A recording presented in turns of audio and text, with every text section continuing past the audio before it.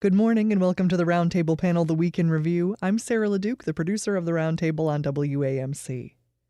Each weekday morning, the Roundtable's Joe Donahue is joined by various experts, journalists, educators, and commentators to discuss current events. On Roundtable Panel, the Week in Review, we feature your favorite panelists discussing some important news items from that week. Monday through Wednesday of this past week, we were having a WAMC fund drive, and we're so grateful that so many people donated so we could have a roundtable panel on Thursday and Friday.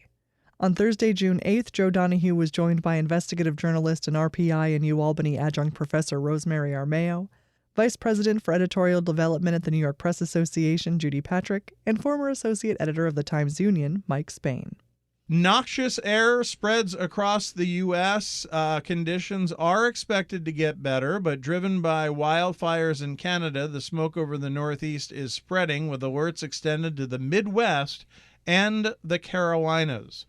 As of right now, Washington, D.C., the air quality is hazardous. In New York City, it is very unhealthy. It is moderately bad in Chicago and Boston. The level of pollution Wednesday was higher than the worst day in San Francisco after major wildfires in 2018 in New York yesterday. This is obviously a big problem. And I mean, quite frankly, right now, as we sit in this room, all you smell is smoke. You think, wow. And it's, and my brother, I was talking to my brother who lives in the Outer Banks of North Carolina, and they have it too. It's really stunning when you think about it. Rosemary? Well, I think that what we're seeing, of course, is a portent of the future. There will be more fires, not fewer. More dryness, more bizarre weather because it's climate change, which we continue to bury our head in the sand. There's going to be a lot more sand in which to bury our heads in the future as this continues. And I find that very, very sad. I also think it's a height of hypocrisy, and Joy Reid pointed this out last night. I don't usually quote her, but she pointed out that we're seeing the PGA right now support one of the major distributors of fossil fuel, which contributes to climate change, which contributes to these fires, which makes it difficult for us to breathe. And we don't see the connection between the money that a small group will get and the air we breathe. Mike? Yeah, no, that's an excellent point. And even in the state of Texas, there's an effort to. They are actually one of the most sustainable states because of the enormous amount of windmill energy that they have produced, and yet they're backing away from that, and they're passing rules in their power grid, and they're passing laws that promote gas and promote oil. And it's political, and it just seems this is the time when we should be stepping up our movement away from fossil fuels, because now we see a tangible result of that folly. Yeah, it looks like it's going to be a long, smoky summer because the Canadian wildfire season has started much earlier than normal. It's much more intense than normal. There are far more fires than typical, and usually it starts much later in the summer. From a local perspective, we waited all winter to be able to go outside and have a picnic or go for a walk, and now we're all stuck inside because of the smoke, because it's just dangerous to be out there. But we need to recognize that the reason that we're having this problem is because of climate change. It's too hot, it's windy, it's dry, and that is encouraging these wildfires to roar in Canada, and they're going to be roar here in the U.S. It is amazing that this has been going on now for some years in our West, and we just read the stories, oh, tish, tish, tish, but it really feels different when that smoky smell is in the air right around us and the skies are blacked out. And when it happens in the most populous metro area in the country, so many millions of people are affected by it. And it maybe it's the wake-up call we need to just see what needs to be done and to just stop wishing it away and just trying to believe the non-believers and really accept that we can do something about this if we try. Do you think it'll make a difference? I'm optimistic that it will make some difference. I don't think it'll be a flip of a switch by no means, but I think for people on the fence, this has certainly been a convincing and devastatingly convincing experience that should make them aware that we are we're heading towards disaster unless we take really quick action. Yeah, this hasn't been just one day. This is we're on our third or fourth day of this, and it doesn't look like any clearings in sight. High school athletic events at the end of the school are being canceled. Kids can't go outside to play. Yankees baseball games are being canceled at LaGuardia. Phillies bank games are being canceled. My grandchildren in New York City school was canceled today.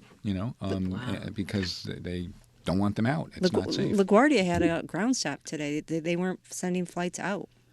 Wow. The photos, and I'm sure everyone has seen the photos of the skyline of Manhattan, where 24, or 48-hour difference, where it's a crystal clear skyline, and you can hardly make out the buildings, the World Trade Tower, etc. Looks like China. Your former newspaper put up a picture of this was online last night. A picture of the New York skyline and the Albany skyline, and both just inundated. Yeah. It was really very very stark to see those images. We go to this letter. Does anyone have any information about how this smoke is affecting local agriculture? Any idea on that, Judy, Patrick, or Rosemary or Mayo? Judy Patrick was the one who was asked, because today in Greenwich, it's take your tractor to school day. Drive your tractor to school day, I think. I passed 5 tractors heading in that direction with young people aboard. And typically at the end of the school year in Greenwich, which is a agricultural community, the kids for years, for years, have taken one day to drive their tractor to school. And it's a wonderful illustration of the fact that farming is still alive and doing okay in that neck of the woods. So small farming too, right? Small farming, medium size. There were some pretty big tractors I passed this morning, though. Pretty big tractors. But my daughter who is in Rochester. She was calling her cat inside yesterday because she was concerned about her cat's breathing. And we're all gardeners too. We're worried about how our crops are how my tomato plants are going to fare. We just want some sunshine or some blue skies. It's bad enough they didn't have rain. Now there's no rain or sunshine. Right, so. but I do worry about the animals, especially the cats and dogs. Yeah. A lot of them are inside. Too. A lot of stress for cattle. We have a lot of breathing to do. That's right. Well, hopefully we all have a lot of breathing to do. Let's see. Susan writes, so glad to have you back. I'm glad folks are making a connection between climate change and these wildfires. Astoundingly, the New York State Legislature has yet to vote on the Packaging Reduction Act that Judith Heng's group and other like-minded groups have been advocating for, which would reduce plastics, which are an important contributor to climate change. One thing that is in our power to do is to call the leadership in the Senate and Assembly, so an issue there. Let's see.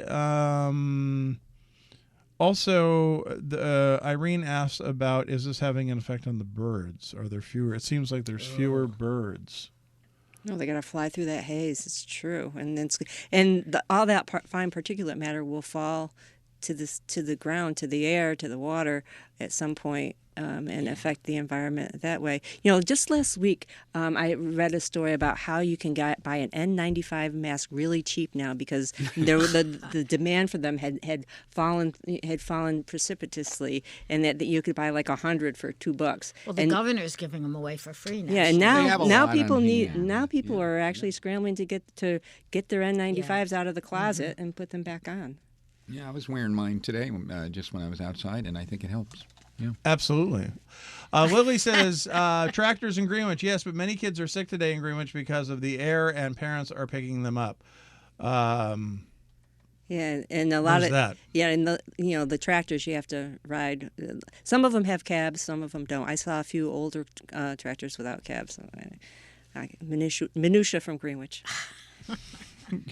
I'll take. You could even drive your lawn tractor apparently and be. Well, you see that a lot. There were a couple of people that had DWIs and so forth, and you'd see them. They would regularly drive their lawn tractors to Stewart's to pick up a 12-pack. Yep. That's so colorful, these old farming communities in upstate. How quaint. So cute. It is. Yeah, they're hard to pass though when you want to go someplace. Lawn tractors don't go that fast. Well, it is. It is something that you think about. Do you? Susan writes, do you hear your own cognitive dissonance? And unless the tractors are electric, it is terrible for the climate to use them as transportation for driving come children to on. school. Well, we're not.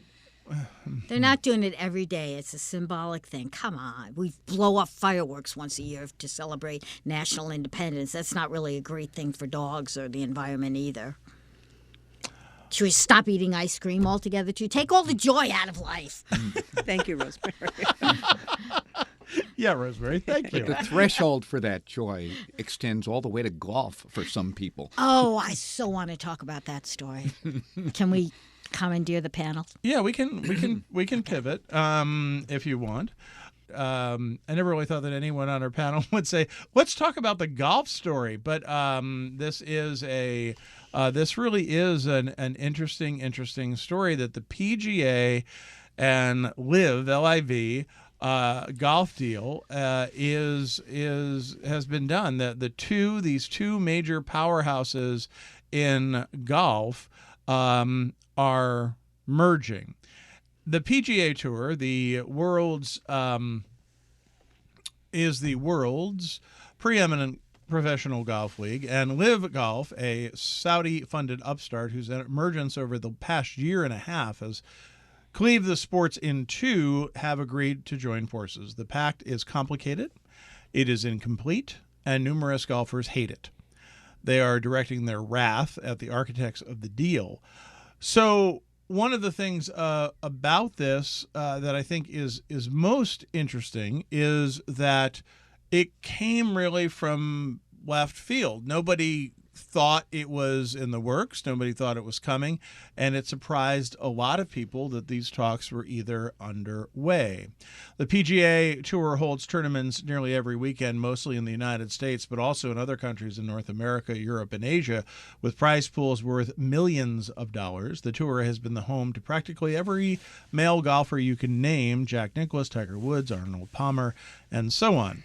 It has relationships with, but is separate from, the organizations that stage men's golf four majors: the Masters, the PGA, the U.S. Open, and the British Open.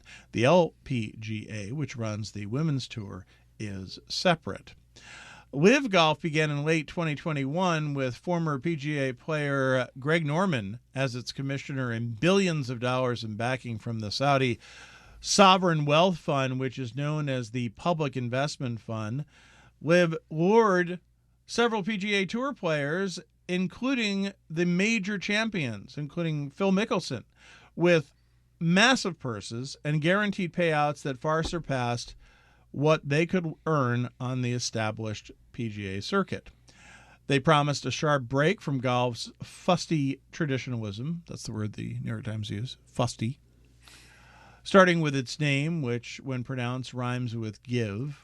LIV, but is actually the Roman numeral for 54, the number of holes played in each tournament. See what they I did didn't there? know that. Isn't that cool?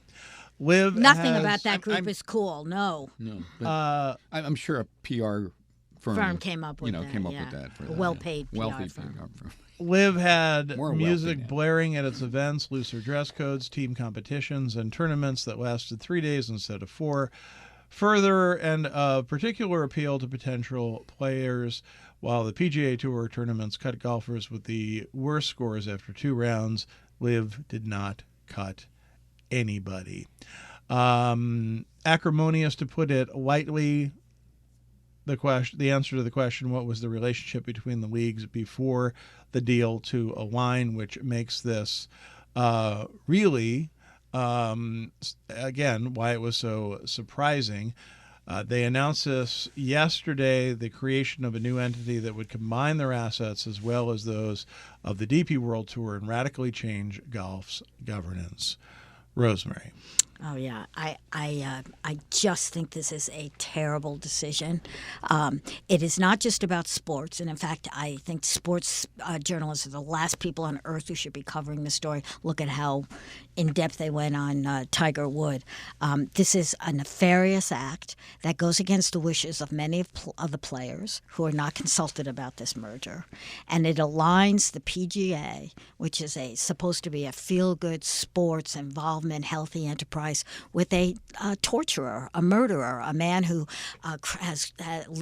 rules a country that holds down women and criminalizes being gay. It's just a terrible look. I don't understand why it was needed except for one thing, and that is money. One more reason to hate golf for those who do. Yeah, and one more aspect of it is that LIV has been welcome to the Trump golf.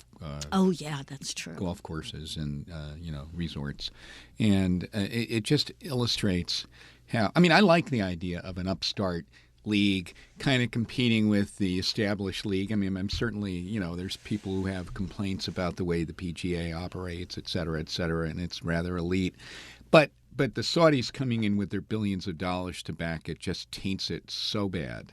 And it just illustrates exactly what you said, Rosemary. It's all about money. Yeah, well, let's be clear. The Saudis are just trying to whitewash or burnish their image. They're trying to make people forget about the murder of Jamal Khashoggi. They're trying to make people forget about their treatment of women in the country. They want people to forget about their involvement in 9/11. I mean, there are people in America who are outraged by this, including the 9/11 families, and they feel betrayed by this, and indeed they have been. Right, and the fact that it did just come out of the blue talks a little bit about the journalism that was involved in following this project. Because even though I do agree I do think that there are some good sports journalists who do try to do some investigative work. There aren't very many of them, and this one slipped right by them.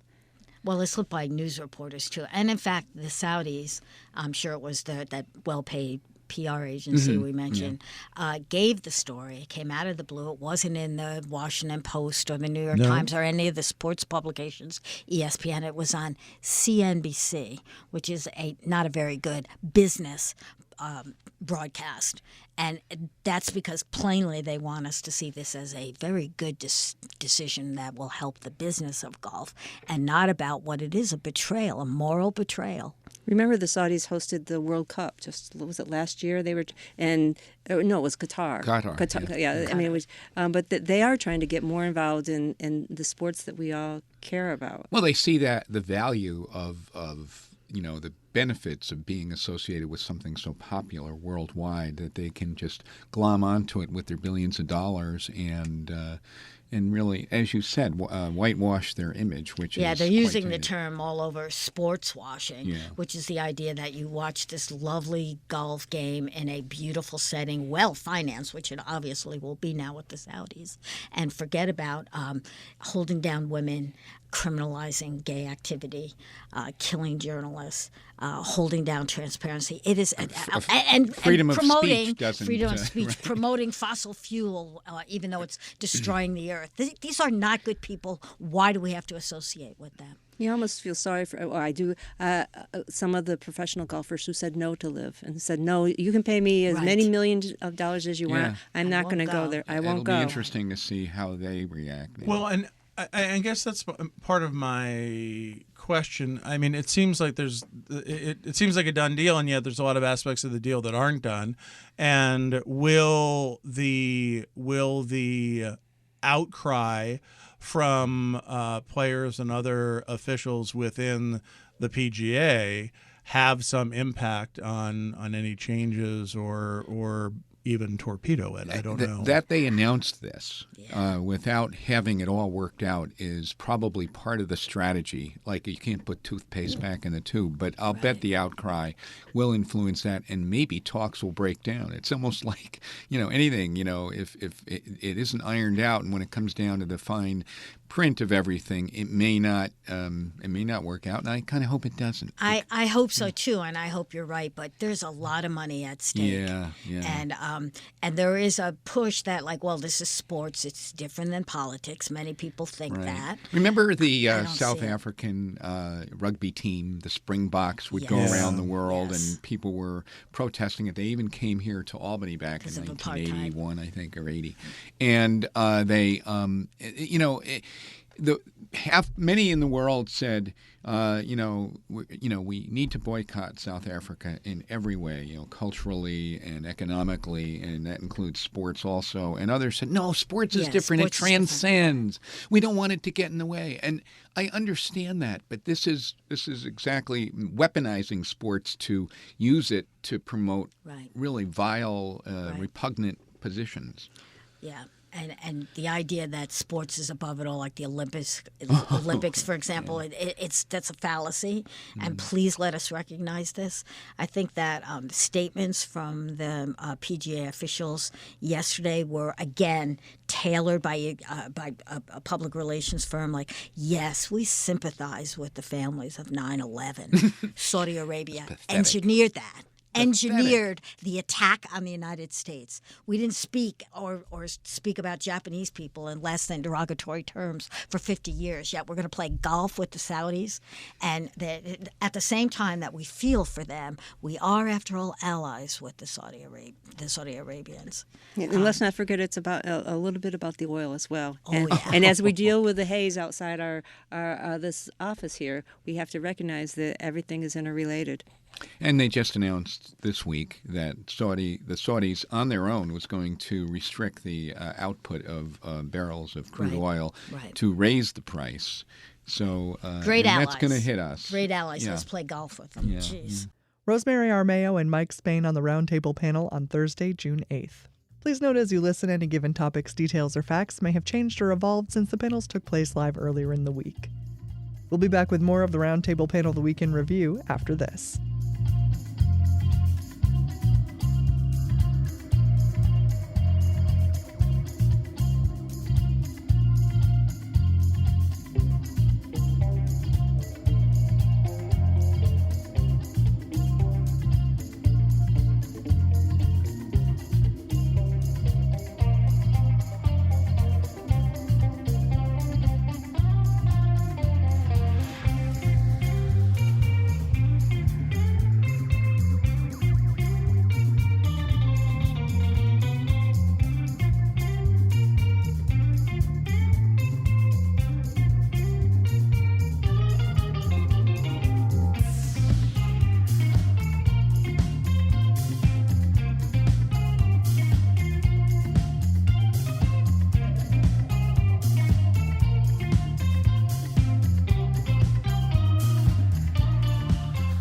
Welcome back to the Roundtable Panel, The Week in Review. On Friday, June 9th, Joe Donahue was joined by public policy and communications expert Teresa Bourgeois, Tetherless World Chair of Computer, Web, and Cognitive Sciences and founding director of the Future of Computing Institute at RPI, Jim Hendler, Siena College Professor of Economics Aaron Pacitti, and Albany County District Attorney David Soares. The Justice Department on Thursday took the legally and politically momentous step of lodging federal criminal charges against former President Donald Trump, accusing him of mishandling classified documents he kept upon leaving office and then obstructing the government's efforts to reclaim them. This from the New York Times. Mr. Trump confirmed on his social media platform that he had been indicted. The charges against him include willfully retaining national defense secrets in violation of the Espionage Act, making false statements in a conspiracy to obstruct justice, according to two people familiar with the matter. The Justice Department made no comment on the indictment Thursday and did not immediately make the document public. The former president is expected to appear in Miami in a federal district court at 3 p.m. on Tuesday. We do not know if between now and then we will learn more from the actual indictment of what it says. But just the 3 paragraphs I read should be enough to get us started here. David, what should we be thinking of?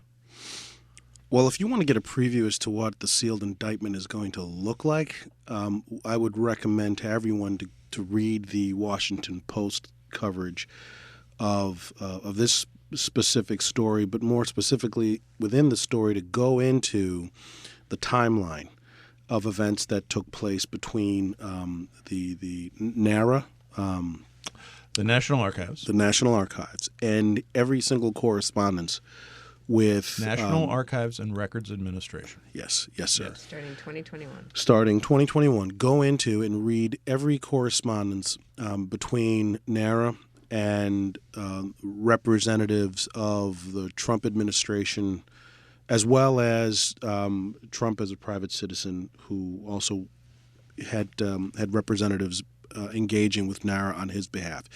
If you read every single correspondence between those parties, you will start to flesh out what this indictment and what these indictments are going to look at. In addition to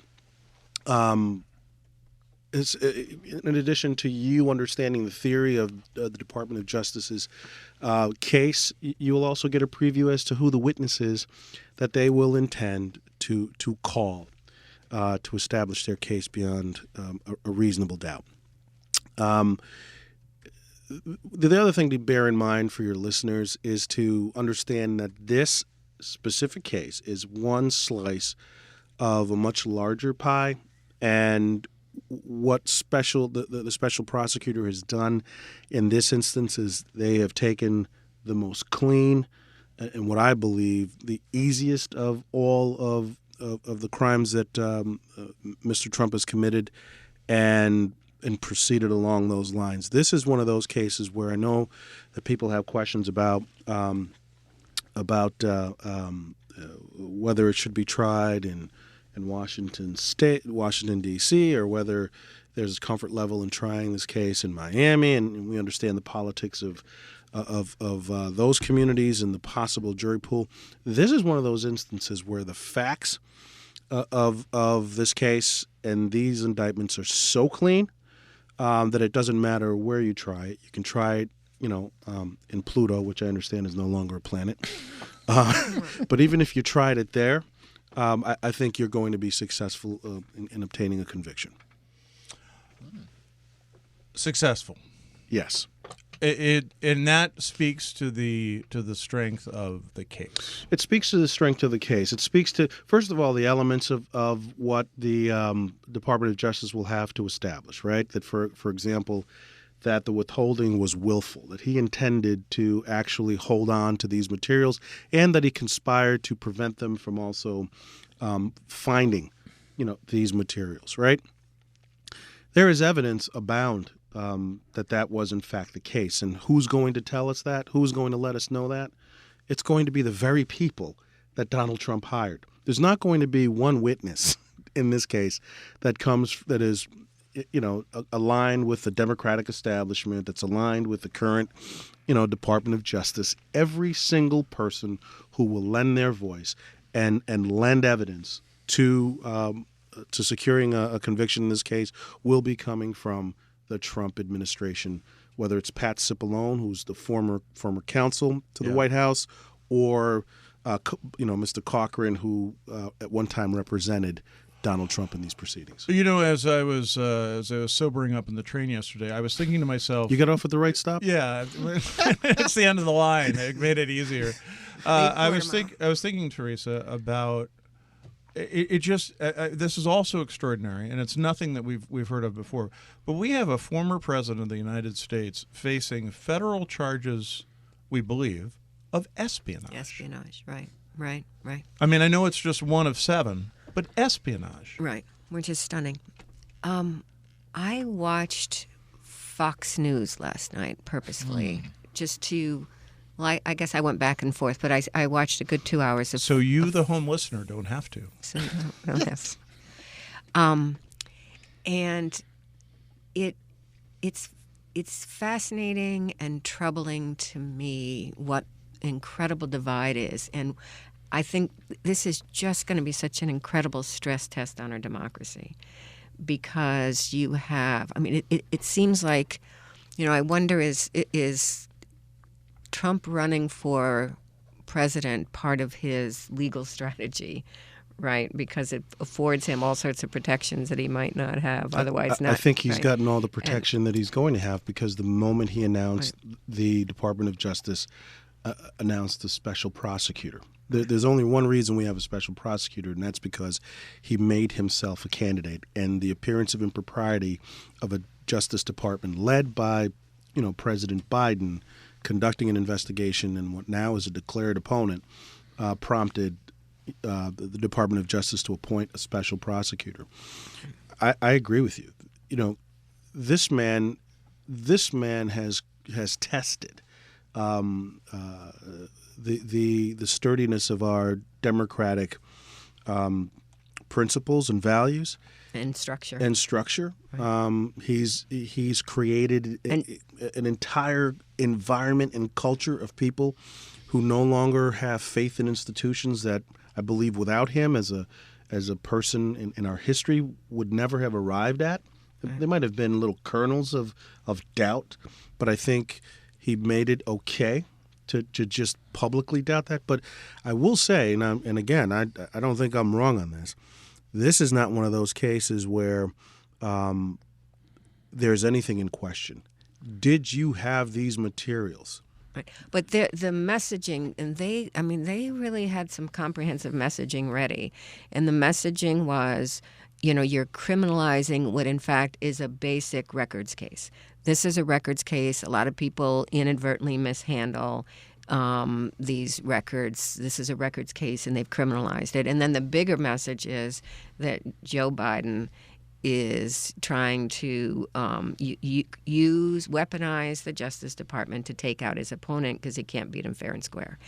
That is a deeply troubling problem on our democracy, and in fact, there's so many layers removed, so that's not happening. And in fact, just the opposite. When Trump was president, unlike prior presidents, he misused the justice or tried to misuse the Justice Department. But this saying over and over again, the Justice Department can't be trusted, the CIA can't be trusted, the IRS can't be trusted, none of these institutions, the judges, the courts, nothing can be trusted. It's this whole thing is putting an incredible strain on our process.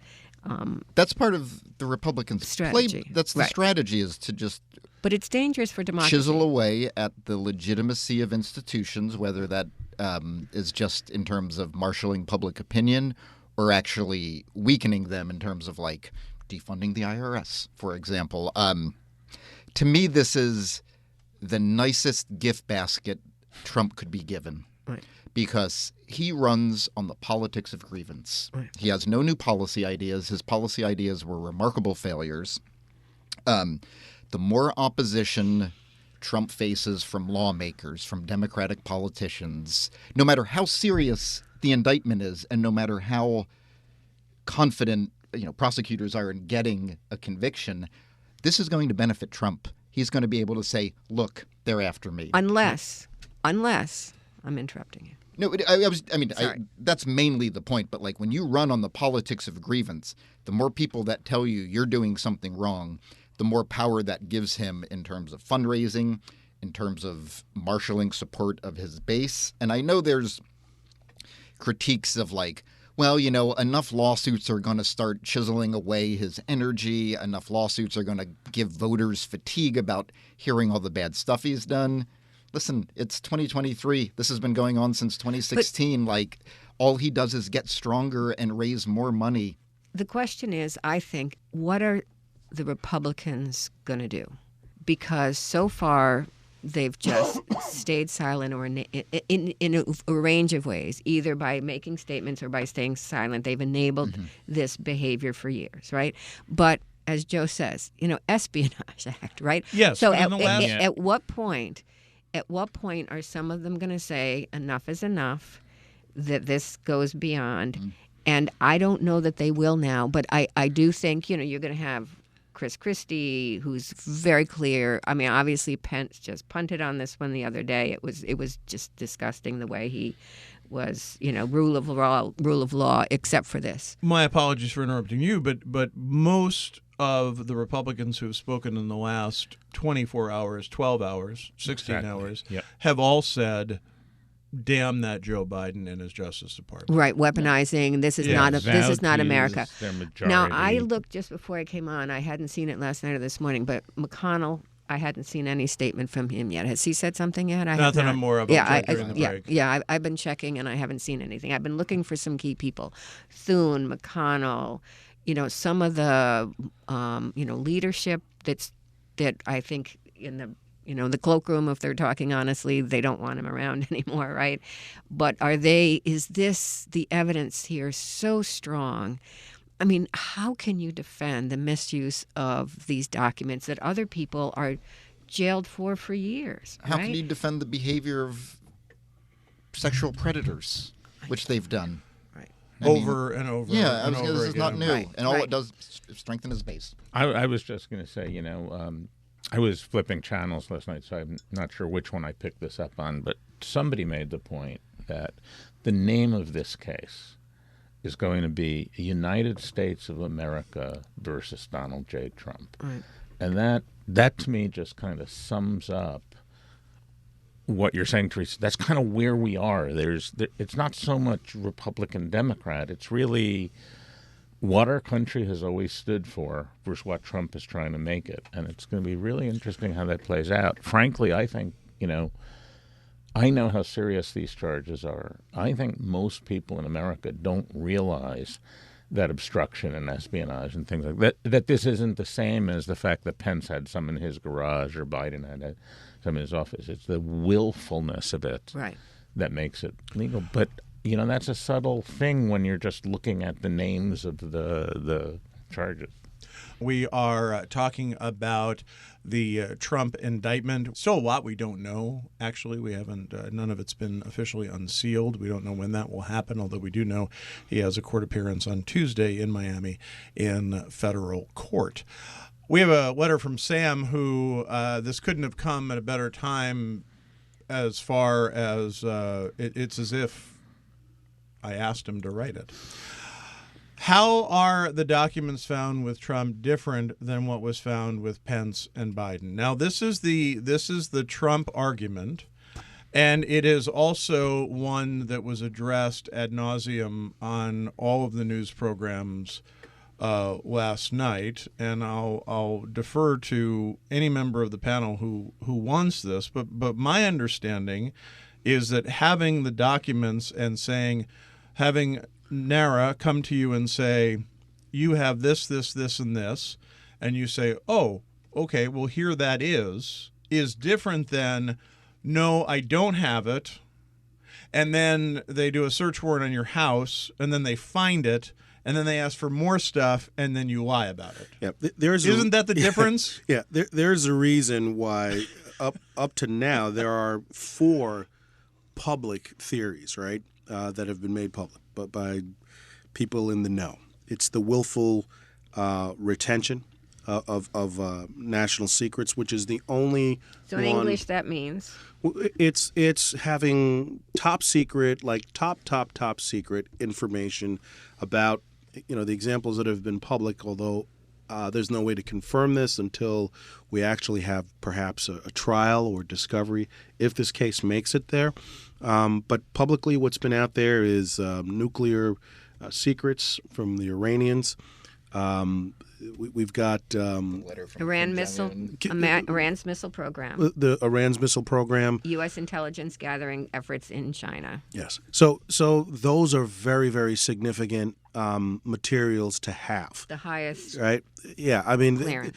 Highest. this is the stuff that, if you're watching a movie, it's 14 levels down, under the ground where this Only see in a information. skiff. Yeah. Private Where room. this information is maintained.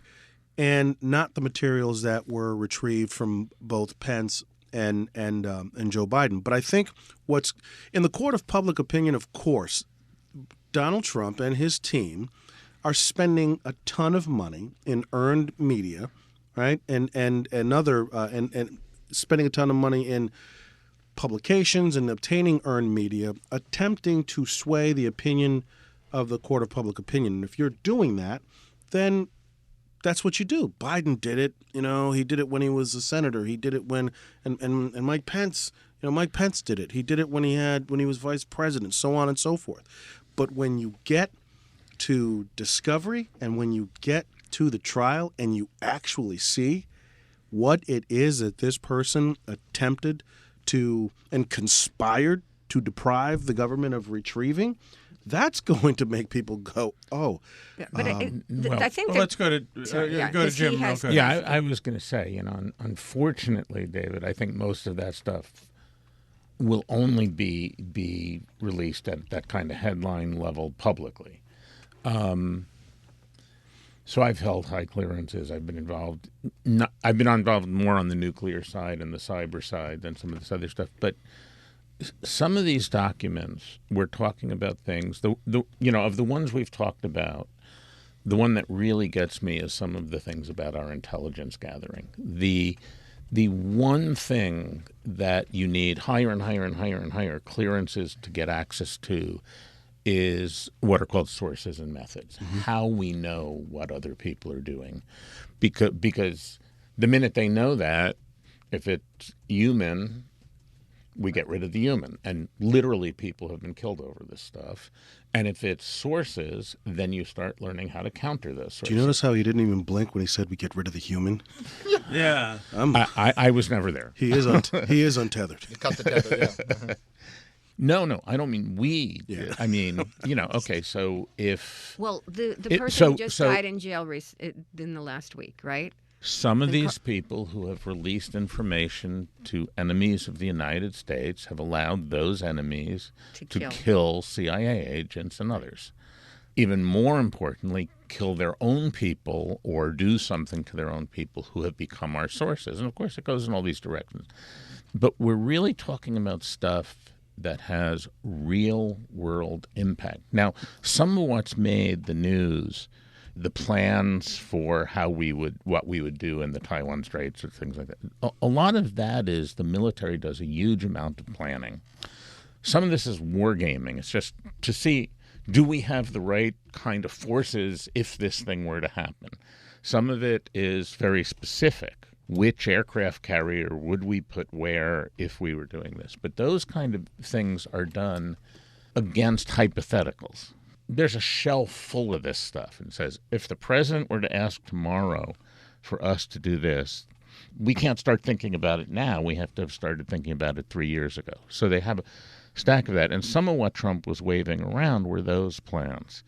And those are scary. But the ones that really get me and the ones that really go for the Espionage Act, those are the ones that reveal sources and methods. And those are the things that significantly impact our national security. I think this begs a question, though, and that is, what's the motive behind keeping those documents? And I don't know how this plays out legally, but I've come up with why does Trump want to keep these, right? Why is he holding them so close? And I don't think it's because he's afraid of getting prosecuted, because, like I said, that works to his advantage. I think he might have held on to these as, leverage for, other countries that might have damning information on him, like the Steele dossier. 2, he might use them to essentially sell to hostile foreign powers to help him get elected in 2024. Or 3, and this is the less evil interpretation, is that they're just souvenirs. Trophies for, the investment bankers that paid $20,000 to go hunting in the, kill lions and bring them back. And it's like, oh, it's not really hunting, but whatever. See him when he goes you did to leave. Mar-a-Lago. No, but I was going to say, there's a motive here. And I think, and I don't know if that matters legally, but there's clearly, he's got some intent with these. He does. And it wasn't just like, oh, I should just take these with me. I believe that specifically this issue has been bifurcated, right? I believe that we have the Department of Justice that are dealing specifically with, you have this, and you said you didn't have it. Right. You conspired with others to keep us from getting it, and we're going to deal with that right now. I think that the bigger question, the one that you're asking, is, well, why did you want to keep these, especially after you've communicated with us now on 3 separate occasions that we've gotten back everything that you took. Right. And by the way, we also have on video, which is the best part. It's like the two dudes that are, it's like, hey, you get the subpoena on Sunday, and it's like Monday morning you get two people walking into the location at Mar-a-Lago where these boxes are, removing things and putting things back, right? So you definitely, through overt acts, you're demonstrating, your efforts to conceal this material and prevent us from retaining it. But you do have agencies, right? Because you have intelligence agencies that have files and have, sources that understand that this president was attempting to, engage in certain commercial ventures, beyond our borders with some of these countries. Now, did he actually maintain materials that were somehow favorable to those countries that he can then, engage in negotiations with those countries? Jared made a ton of money, from the Saudis, right? A person who actually, when the presidency began, was in trouble with some of his properties, and when the presidency ended, the man was flush with cash. But I believe that you have those apparatuses within our government that are very interested in this and looking at this. Now, as far as the trial is concerned, the witnesses that are going to be used by the Department of Justice is Pat Cipollone. Pat Cipollone, who is the White House counsel, was the first person to say, hey, look, I know that the whole January 6th thing didn't work out for you, but, you got 14 days to get out, off the premises. You need to return all of these materials, right? And the other thing that I will say is this. Whenever you have an allegation that someone has somehow exploited either a company or an institution, yes, the burden is on the people to prove that it's the individual who intentionally did it. There's like a shadow burden as well. And that shadow burden is you have to also demonstrate that the institution was applying and had, rigid processes in place, and this person just didn't stumble in to an act that exploited the institution. David Soares on the Roundtable Panel on Thursday, June 9th. We'll be back with discussion of another topic on Friday's show after this.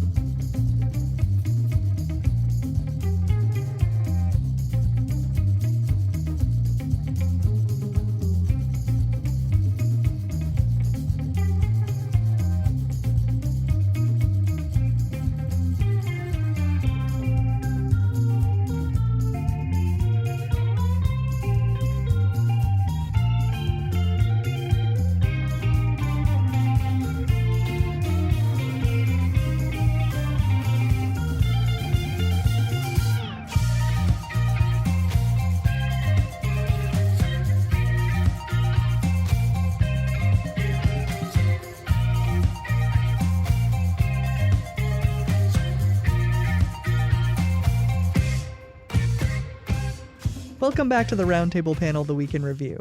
The final segment of today's show is also from Friday, June 9th, when Joe Donahue was joined by Teresa Bourgeois, Jim Hendler, Aaron Pacitti, and David Soares.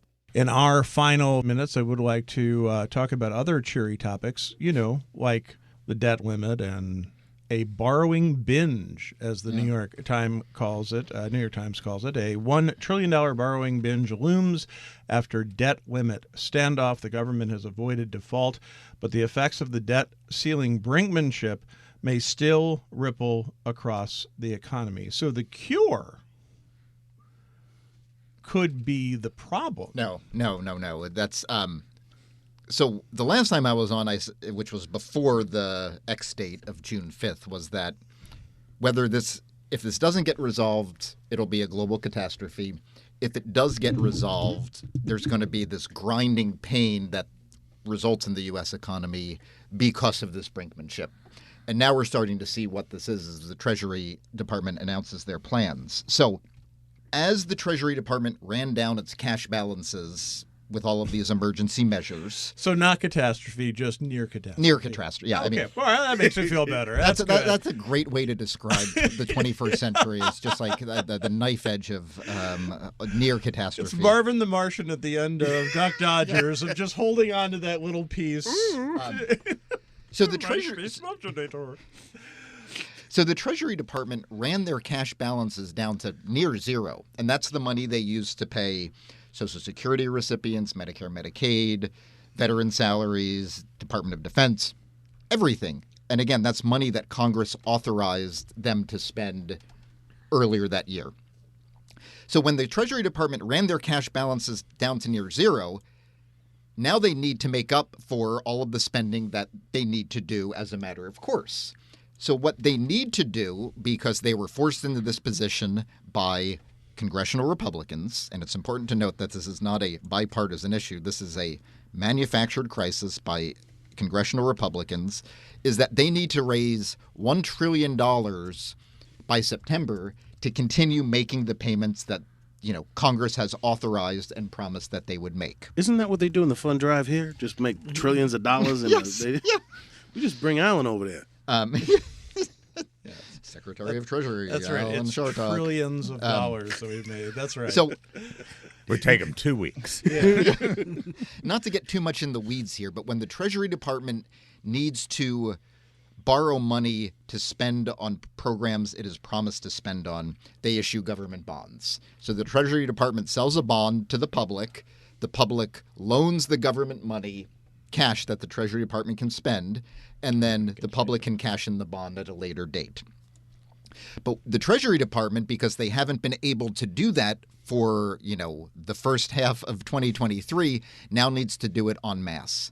So to make those bonds attractive to investors, the Treasury Department is going to have to promise slightly higher interest rates on the bonds they issue. So when yields on U.S. government bonds go up, interest rates economy-wide follow suit. So because of this, consumers are going to face higher borrowing costs if they want to take out a mortgage, if they want to buy a new car, on their credit card bills, on student loans. Businesses are going to face higher interest rates on corporate loans and small business loans.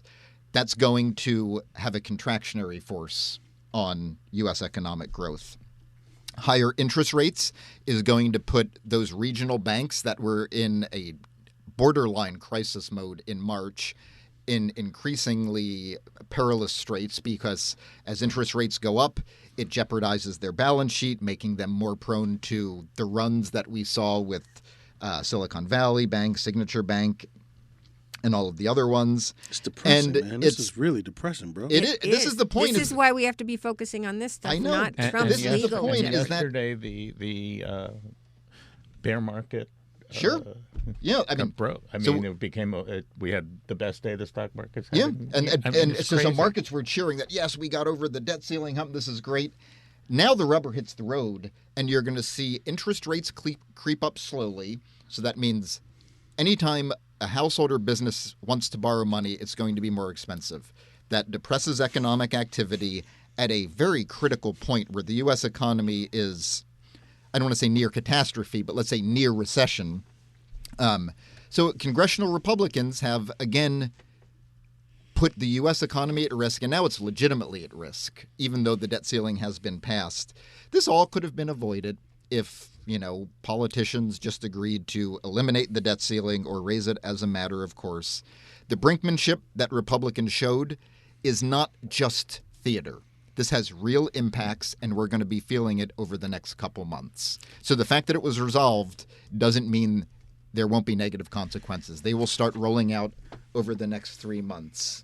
So kind of circling back to what I said with higher interest rate costs, buying a $200 shot of whiskey, on credit, you could argue might not be the best financial choice in an era of higher interest rates. It was my debit card, not credit. Okay, there you go. Fiscally responsible Joe. No, immediately it was immediately so bad. immediately have impacted the bottom line. Circling back to where we began with one more dig at Joe. But the thing is, the debt limit crisis, that phase of it is over. But the next round is equally troubling for our economy and for average folks, kitchen table issues. Because now you have that ultra-conservative Freedom Caucus who are upset with McCarthy, Speaker McCarthy. So the Republicans were supposed to pass a number of bills this week.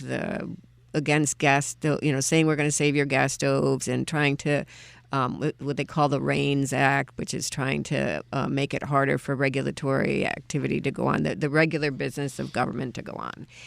And they could not, this is a little wonky, but they could not pass the rule that would allow these bills to go to the House floor. Now, these were never going to be signed into law, but these were what they call messaging bills. But the conservative Republicans, they're so angry with the debt limit vote that 12 of them blocked passage of the rules that would allow McCarthy to bring bills to the floor. He had to recess the House for the week, send everybody home. Now, why is this a problem? Because it really bodes ominously for the budget bills, the appropriations bills that need to go through the process and get passed. Because in that debt limit agreement, there's a trigger that says if you don't pass them by the end of the year, then there's automatic cuts. And how is McCarthy has a choice now? Is he going to try to align with these ultra-conservatives and bring them back in? Or is he going to start aligning with Democrats? He's got to align with the Democrats. This is going to roil the markets again because we got past the debt limit crisis, but now we're on the verge of a new budget crisis. And so I believe the following, that the Republicans will be doing everything they can to make sure that this hits in early 2024 and into the summer. Right. Because it's always the sitting president who gets blamed for these things no matter what. And Now, I think that's going to be their strategy, is to and have their internal fights now. They're going to have their internal fights now, but saving the economy to them is much less important than a Republican getting elected. We have less than 5 minutes, but we've been talking mostly about Donald Trump. We've been talking all about Donald Trump, but I would like to just talk about real quick, going back even in looking at the indictment. Joe Biden, the best political avenue here is just keep your mouth shut, right? Don't say a thing. Yeah. about that, but keep doing what you're doing. They need to go out and be talking about all the new building with the infrastructure bill. They need to be going out talking about, with all the smoke, all of the work that they're doing on clean energy. They need to be, focusing on those issues. They got historic legislative wins. Now they have to go out and sell those historic legislative wins. But he has not talked about the Justice Department so far. And he shouldn't. And he shouldn't. The thing that you were talking about, the subject that you were talking about earlier, Keep him away from sandbags. Stop. We are going to. Stop. He has to lean on Hakeem Jeffries now, Right. to engage more with the Republican leadership that wants to actually work and wants to avoid all of these Well, we'll issues. see which direction they go in. And, there are also some really important House races. The House is going to keep trying to force these votes that are difficult for Democrats, and they're messaging that they're never going to, like the take away your gas stove. The Democrats are not trying to take away your gas stoves. If anybody looked at the details, what Elise Stefanik said in her press conference, it just wasn't true. But it sounds good, right? But I think the problem with Trump and this indictment, and which has been the problem all along, is there's all this focus on him and his legal problems. At the same time, the country, we are in the midst of 15 million people, mostly children and elders in nursing homes, getting kicked off Medicaid, and mostly for paperwork errors. 15 million That's people insane. without health insurance, right? So that's bad for them personally. But if you don't have health insurance, you're still going to get sick. So then there's economic impacts of that, because then you're going to get your health care in the most expensive place for taxpayers, which is you're going to go into the emergency room, which is already not working. This is a chaotic problem that's looming. We have smoke everywhere, Yeah, right? you need serious people to get serious issues, serious bills done. Right. And you have an unserious group of people right now. David Soares on the Roundtable Panel on Thursday, June 9th. Full episodes of the Roundtable Panel are posted online at WAMC.org. This has been the Roundtable Panel, the Week in Review. I'm Sarah LeDuc. Thank you for listening.